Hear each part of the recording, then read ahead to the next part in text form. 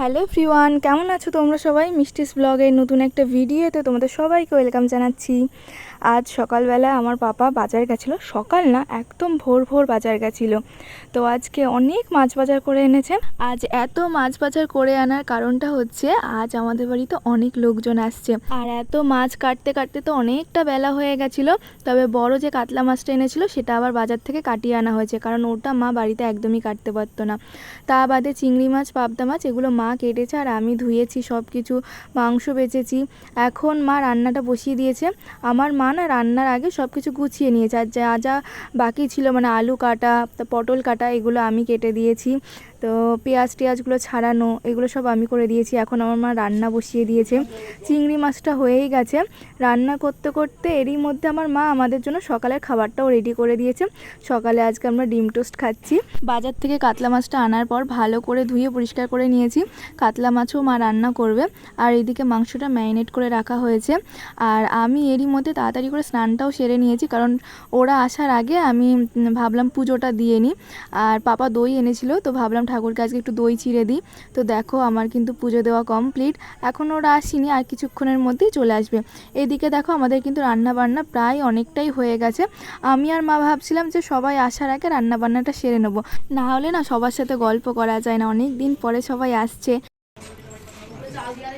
কথা বলে তুই এডিটিং করিস? হ্যাঁ ওকে, থোড়া প্যান্ট ছাড়ো, দূরে ছাড়ো, ছেড়ে দেবে। দোকানে লাইট জ্বালানো, লাইট জ্বালা, দুটো ফ্যান জ্বালিয়ে দাও, জলগুলো ফেলবে।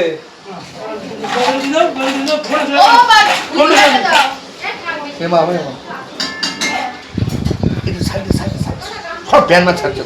কেন ভিডিও হচ্ছে নাকি? হ্যাঁ কেন করছো? লাইভ করছি, লাইভ করছি, লাইভ না লাইভ।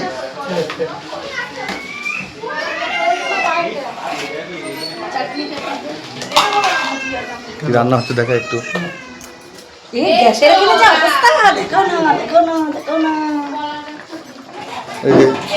গেস্টে বাড়াইছি আলু চচ্চড়ি, আলুর দম খাওয়াবো, আলুর দম, পেঁয়াজ বেস্তা। সত্যি ভিডিও বানাচ্ছো? হ্যাঁ তুই পরে এডিটিং করে নিস। তো ভিডিওটা কি করে নেব? পাঠিয়ে দিও না।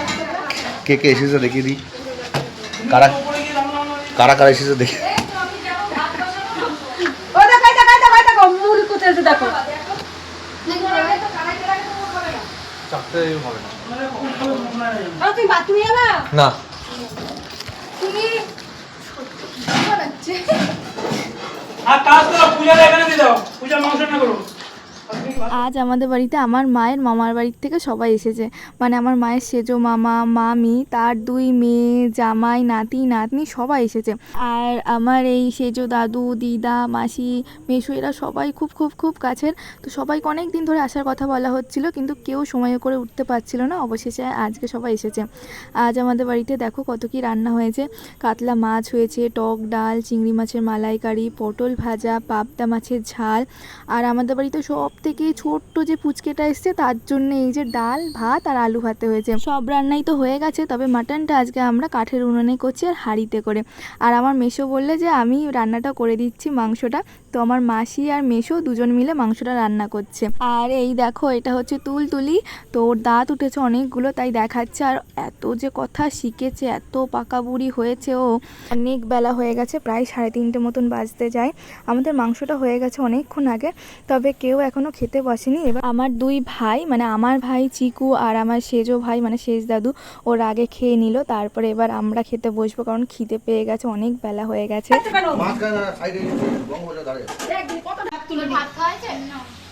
হ্যালো গাইস, চিকুর থাল আমরা নেব। আমার নেমন্তকে ডেকেছে, কিন্তু পটল ভাজা আর ডাল। আমরা কমেন্ট করে বলুন, এই যে অপমান নয়। আমরা এলে খেতে নেই সব।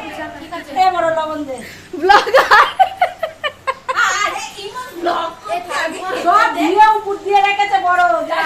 এবারে আমরা সবাই মিলে একসাথে খেতে বসে গিয়েছি।